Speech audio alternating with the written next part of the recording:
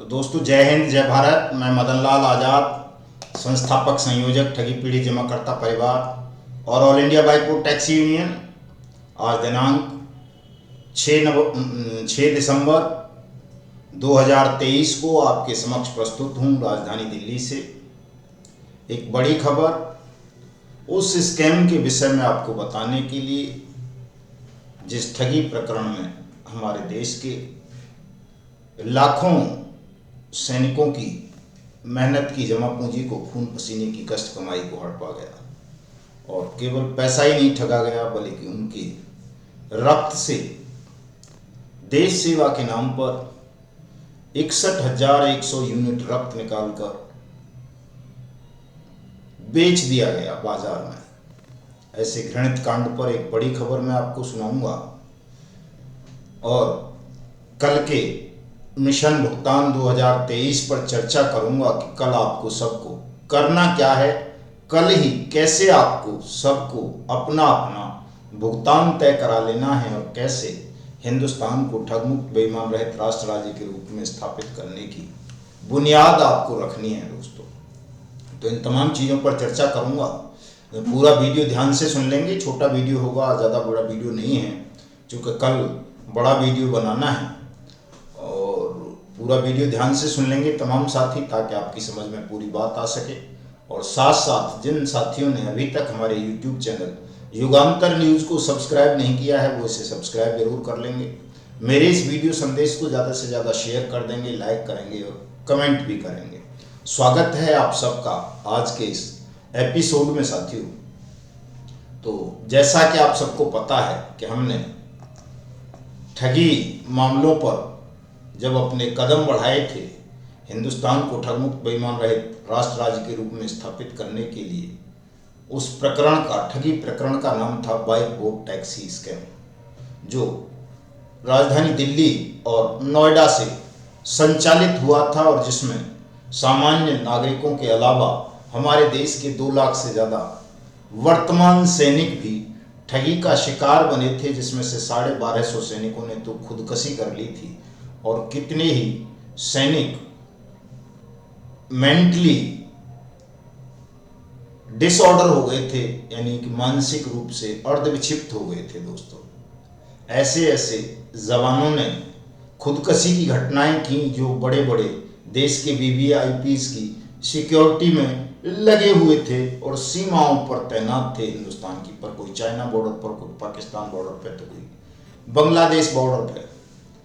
बड़ा घृणित, घोर घृणित प्रकरण था ठगी का दोस्तों, जिसने पूरे देश को हिलाकर रख दिया था। और मेरी जो आत्मा में, मेरे मन में जो क्रोध पनपा ठगों के खिलाफ, वो इसी प्रकरण को लेकर के पनपा कि कम से कम देश की सीमाओं की रक्षा करने वाले सैनिकों के साथ इस तरह के घोर घृणित प्रकरण नहीं होने चाहिए, चूँकि उनका पैसा, सैनिकों का बड़ी कष्ट में कमाई का होता है दोस्तों। पैर गल जाते हैं बर्फ में खड़े खड़े। देखा नहीं जाता, जो लोग सियाचिन ग्लेशियर पर तैनात होते हैं हमारे फौजी भाई, उनके पैरों को देखते हैं, शरीर को देखते हैं, तो करुणा से मन भर उठता है कि कैसी विषम और विकट परिस्थिति में हमारे जवान देश की सीमाओं की रक्षा करते हैं।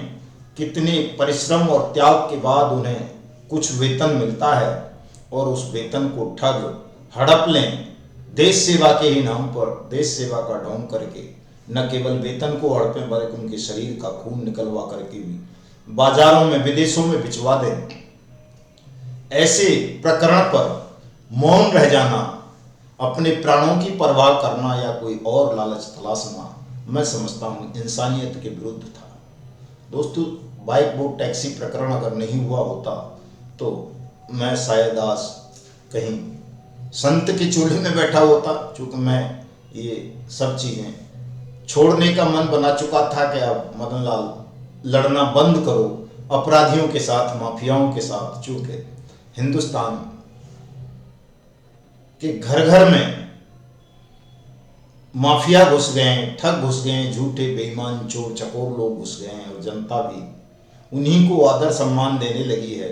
जो गलत तरीकों से पैसा कमाते हैं, सत्य के मार्ग पर चलने वाले लोगों का समय अब हिंदुस्तान में नहीं रहा है और आप लड़कर हिंदुस्तान को अपराधियों से, भय से, भूख से मुक्त नहीं करा सकते। कोई आध्यात्मिक मार्ग तलाशा जाए कि लोगों के मन को, मस्तिष्क को, उनके मन में जो गंदगी भर गई है, लालसा, वासनाएं भर गई हैं, उसको निकाला जाए अध्यात्म के मार्ग से। तो शायद जब जनता ठीक हो जाएगी तो हमारे नेता भी ठीक हो जाएंगे, हमारे बेईमान ऑफिसर्स और ये कछुआ गति से चलने वाली न्यायपालिका भी संभवतः ठीक हो जाएगी। लेकिन दोस्तों, कहते हैं कि हम कुछ भी सोच लें, लेकिन होता तो वही है जो परमपिता परमेश्वर नारायण चाहते हैं। उनकी इच्छा कुछ और थी और उन्होंने मुझे खींच लिया मेरे मंदिर से, आश्रम से उठाकर इस बाइक बोट ठगी प्रकरण की लड़ाई लड़ने के लिए कि मैं देश के ठगी के शिकार बने सैनिकों को, सामान्य जनों को न्याय दिलाऊं, उनका पैसा वापस कराऊं और उनके मन में जो भय व्याप्त हो गया था कि वो अपनी शिकायत भी कहीं कर नहीं पा रहे थे ठगी हो जाने के कारण, ठगी की और नौकरी जाने के भय के कारण उनको डर डर के जीवन गुजारना पड़ रहा था। इसलिए मुझे आना पड़ गया दोस्तों इस फील्ड में और मैंने आते ही सबसे पहले यही काम कराया। रक्षा मंत्री के यहाँ मैंने घेराव किया, प्रधानमंत्री के यहाँ किया और सैनिकों के मन से ये भय निकाला कि तुम्हारे साथ अगर कोई अपराध की घटना घटित होती है, कोई ठगी की घटना घटित होती है तो दोस्तों इससे आपको डरना नहीं चाहिए। शिकायत करने पर आपकी नौकरी नहीं जाएगी, आपको कोई सजा नहीं मिलेगी। अपराध घटित हुआ है, इसकी शिकायत कीजिए, निश्चित रूप से आपको न्याय मिलेगा।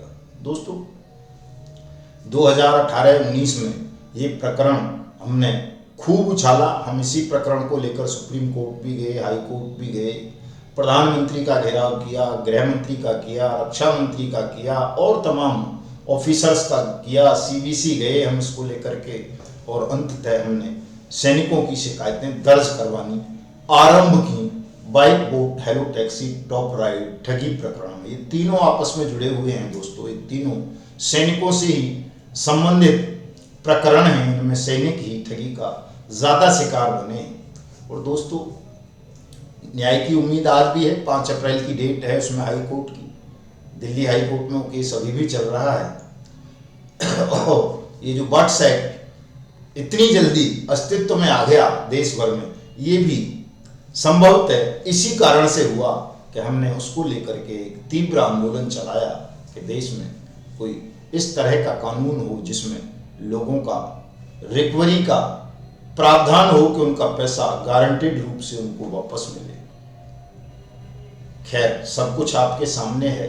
आज उसी प्रकरण पर एक रिपोर्ट आई है, क्योंकि पहले लखनऊ ईडी उसकी जांच कर रहा था, नोएडा का बाइक बोट चर्चित घोटाला था ये, लेकिन अब वो जांच दिल्ली ट्रांसफर हो गई है और ये जो इस स्कैम को अंजाम देने वाला व्यक्ति था उसका नाम संजय भाटी था, बहुजन समाज पार्टी का नेता था।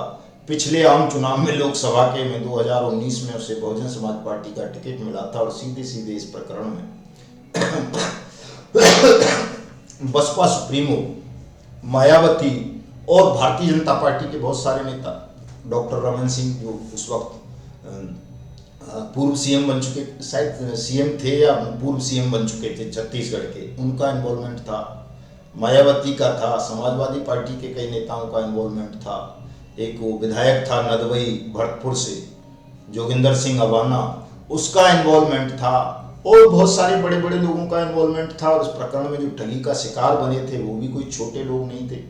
2 लाख से ज़्यादा सैनिक थे, वैज्ञानिक थे, कई जज थे, कई वकील थे, दर्जनों पत्रकार थे, हजारों की तादाद में जो ठगी का शिकार बने। और वो बड़े बड़े जमींदार थे जिनको ज़मीनों का मुआवजा मिला था दोस्तों, जो 62,100 रुपये मिनिमम इन्वेस्टमेंट था उसमें।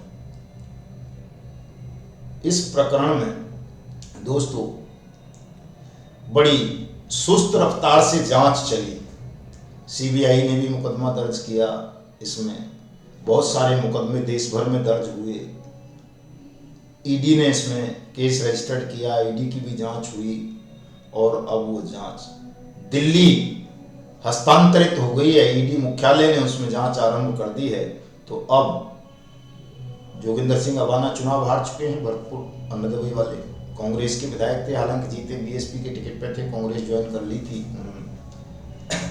आज उनका नाम अखबारों में न्यूज चैनल्स पर आ रहा है कि विधायकी भी गई और जोगिंदर सिंह अवाना के सिर पर गिरफ्तारी की तलवार भी लटक गई। उस वक्त के जो भारतीय जनता पार्टी के प्रेसिडेंट थे राजस्थान के राज्य के, उन्होंने इस मामले को पहले भी उठाया था कि जोगिंदर सिंह अवाना की गिरफ्तारी होनी चाहिए, उसे विधानसभा से इस्तीफा देना चाहिए, लेकिन अशोक गहलोत ने सुनी नहीं थी चीज़। संभवतः अब जोगिंदर सिंह अवाना जेल में जाएंगे। एक डीआईजी रामकुमार हुआ करते थे मेरठ के, जिन्होंने पहली फ्रेंचाइजी की ओपनिंग की थी मेरठ में इस बाइक बोट टैक्सी स्कीम की, उनको भी देख करके बहुत सारे लोग इसके झांसे में आ गए कि जब एक आईजी स्तर का आदमी किसी स्कीम को लॉन्च कर रहा है तो जाहिर सी बात है वो ठीक ही होगी। मेरठ के डीएम भी थे।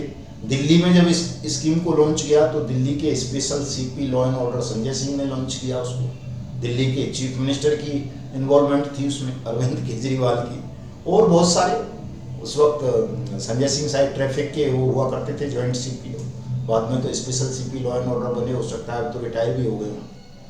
तो इस तरह से बहुत बड़े बड़े लोग थे इसमें, बहुत सारे आईपीएस आईएएस का भी इन्वॉल्वमेंट इस प्रकरण में रहा था दोस्तों। आज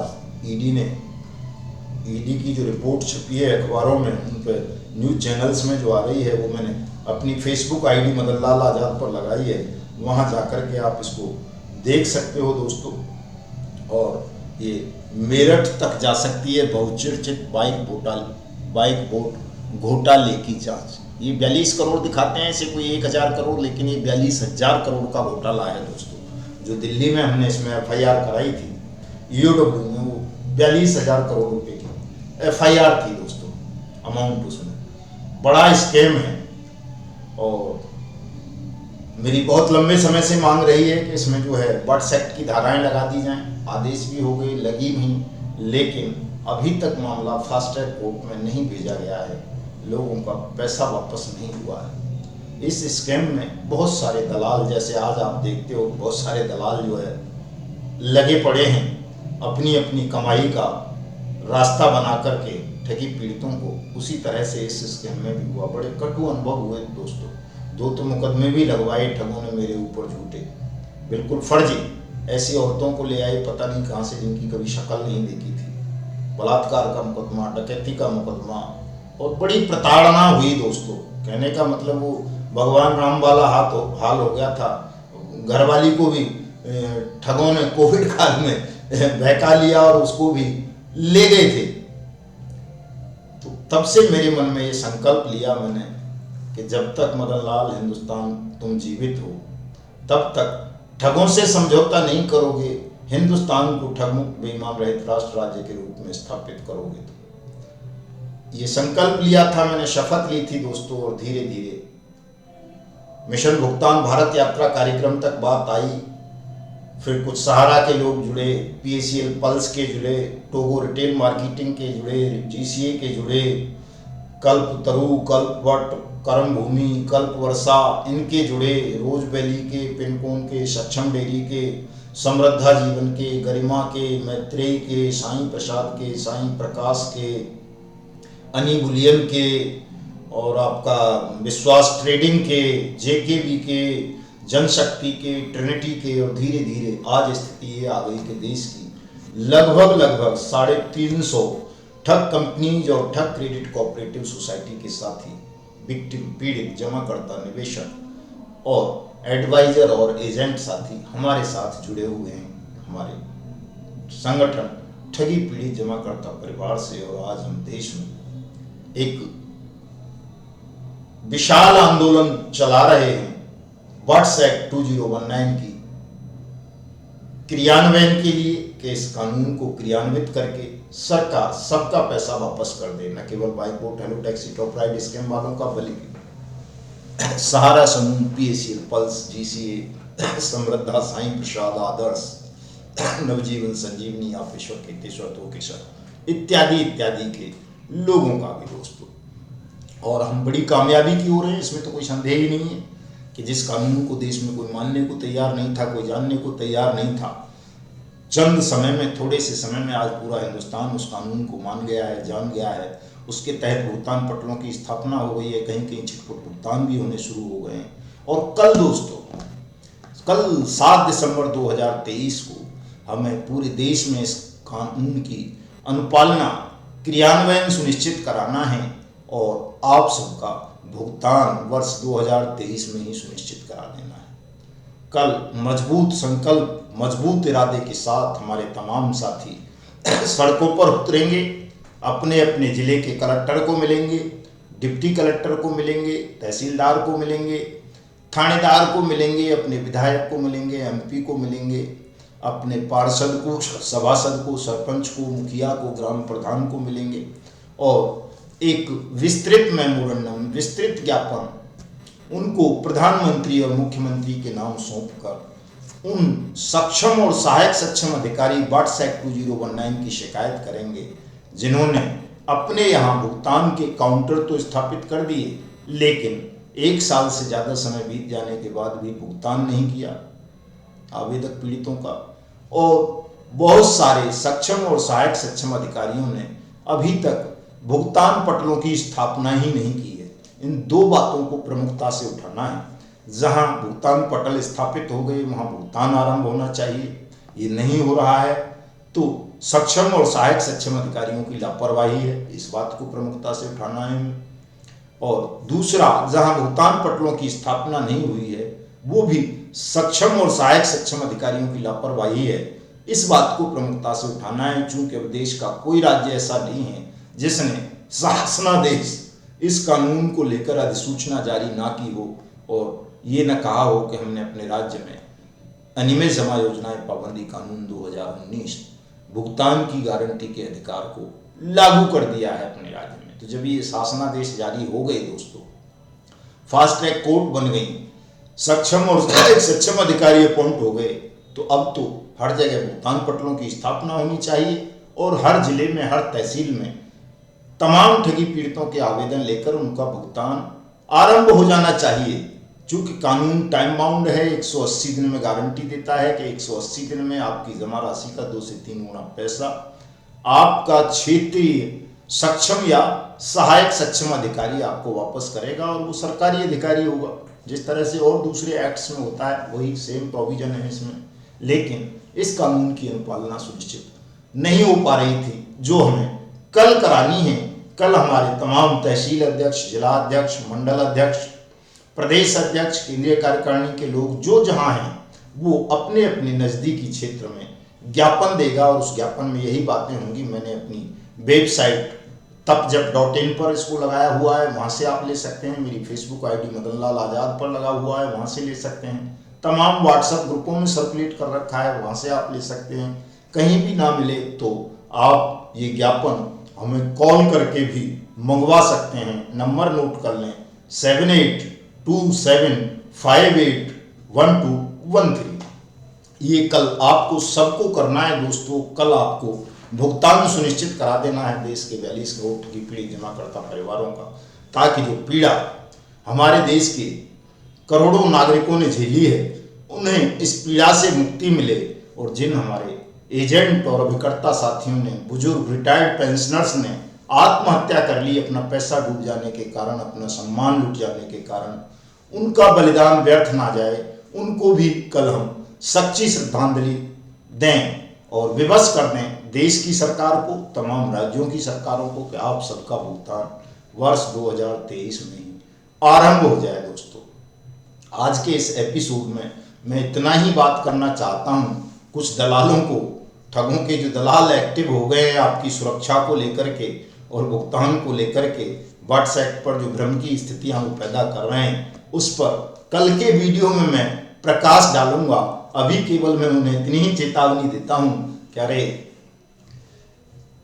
घृणित जीवों, शब्द चोरों, ठगों के दलालों, अपने गिरहवान में झांक कर देखो तुम क्या कहते थे और किस पर उतर आए हो। सब हमारी खिलाफत करते थे कि साहब हम लोगों से फीस लेके काम करते हैं और हम फ्री में करेंगे, हम घर से बड़े संपन्न हैं, करोड़पति हैं, ये देखो एक पोस्ट किसी साथी ने मुझे भेजी है, वो टपका गैंग की है, जिसमें वो सार्वजनिक रूप से कई ग्रुप्स में अपील कर रहे हैं कि आप पैसा दो तभी हम आपको सुरक्षा दिला पाएंगे। तो इनकी मंशा, इनका मकसद दोस्तों आप समझ सकते हैं कि पैसा ही कमाना था, आपको डराकर धमकाकर। ये इनका मकसद आपको सुरक्षा दिलाना नहीं है, क्योंकि ये भी जानते हैं कि सुरक्षा मिल नहीं सकती। केवल ये है कि सुरक्षा के नाम पर डरे डराए एजेंट साथियों को और डराकर उनसे धन वसूली की जा सकती है। तो ये टपका गैंग का काला कारनामा आपके समक्ष आ गया है। इसे मैं अपनी फेसबुक आईडी पर भी लगाऊंगा थोड़ी देर में, वहाँ से भी देख सकते हो कि इनकी मंशा और नियत आपको सुरक्षा दिलाना नहीं है, केवल अपनी जेब भरना है। चूँकि हमने इनकी जेब भरने पर शुरू से ही प्रतिबंध लगाया है, आज तक हमने कोई रसीद नहीं छपवाई है कहीं। ये जितने भी लोग हैं जो हमारी खिलाफत करते हैं हमारे संगठन की, या ये कहते हैं कि हमने संगठन छोड़ के ये संगठन बना लिया, केवल वो इस बात से परेशान हैं कि मैंने सार्वजनिक रूप से पब्लिकली बोल दिया कि भाई कोई भी हमारे संगठन की रसीद नहीं है और किसी ने छपवा रखी है तो वो अवैध है, वो वैलिड नहीं है, कोई किसी को चंदा नहीं देगा। हम केवल मेंबरशिप फीस लेते हैं, सदस्यता शुल्क लेते हैं और उसी से पूरे संगठन को चलाते हैं, हमारा चंदे का धंधा नहीं है। इस चीज को लेकर ये जो दलाल टाइप के लोग थे, जो बड़ा संगठन बन जाने के कारण उनको ऐसा लगता था कि हम लाखों करोड़ों कमा सकते हैं रसीदें काट काट करके, मदन लाल जी को तो पता ही नहीं चलेगा, वो तो मिशन भुगतान भारत यात्रा कार्यक्रम में व्यस्त हैं, दूसरी चीज़ों में व्यस्त हैं।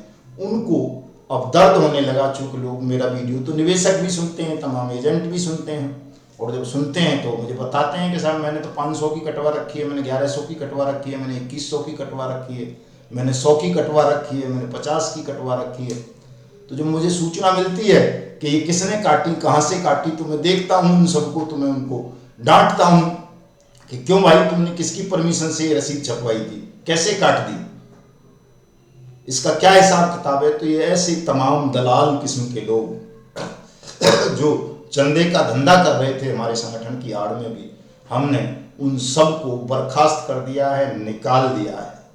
और मैं तमाम निवेशकों से कहना चाहूँगा, चाहे वो साईं प्रकाश के निवेशक हों, वो ICL के हों, सहारा समूह के हों, या टोगो रिटेल मार्केटिंग के हों, कि ये जो टपका गैंग में लोग सम्मिलित हो रहे हैं, जो आपके भुगतान के मार्ग में बहुत बड़ी बाधा बन रहे हैं, अगर ये आपके सीनियर रहे हैं तो इनकी शिकायतें जरूर दर्ज करवा दें, ताकि इन्हें पता चल सके कि आपके मन में कितनी पीड़ा है, भुगतान आपके लिए ज़्यादा ज़रूरी है या लोगों को फिर से ठगी का शिकार बनाना ज़्यादा ज़रूरी है। दोस्तों आपके भुगतान में दोस्तों सरकार बाधा नहीं है, सरकार ने कानून बना दिया, अधिसूचनाएं जारी हो गई पूरे देश में। आपके भुगतान में बाधा ये टपका गैंग बन रहा है, जो आपको कभी सुरक्षा के नाम पर भ्रमित करता है, कभी किसी और नाम पर भ्रमित करता है, और हमारे संगठन पर भी ऊल जलूल आरोप लगाते हैं। तो इन MMCs को, पिगरियों को आपको जवाब देना है दोस्तों, कानून के माध्यम से चिन्हित कर लो इनको, कौन कौन इनकी डाउनलाइन में रहे हैं, कौन कौन इनके निवेशक हैं, इनके तमाम दस्तावेजों की जांच कराइए। निश्चित रूप से इनके दस्तावेज जो होंगे आपको जो दिए होंगे वो फर्जी बॉन्ड रहे होंगे, फर्जी पासबुक्स रही होंगी, फर्जी सर्टिफिकेट रहे होंगे, आपका पैसा ये निश्चित रूप से खा गए होंगे।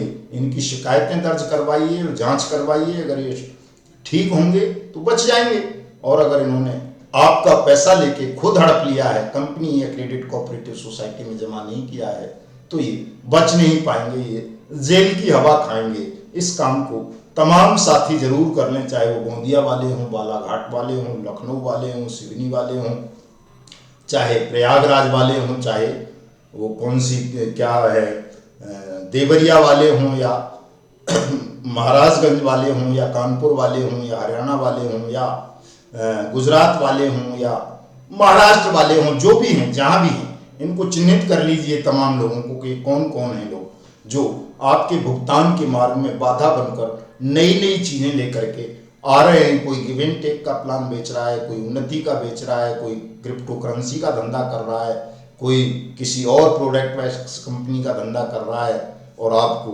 गुमराह कर रहे हैं। तो इस काम को तमाम साथी कर लेंगे और कल सब अपने अपने क्षेत्र में ज्ञापन जरूर देंगे। मिलते हैं कल साथियों। जय हिंद, जय भारत।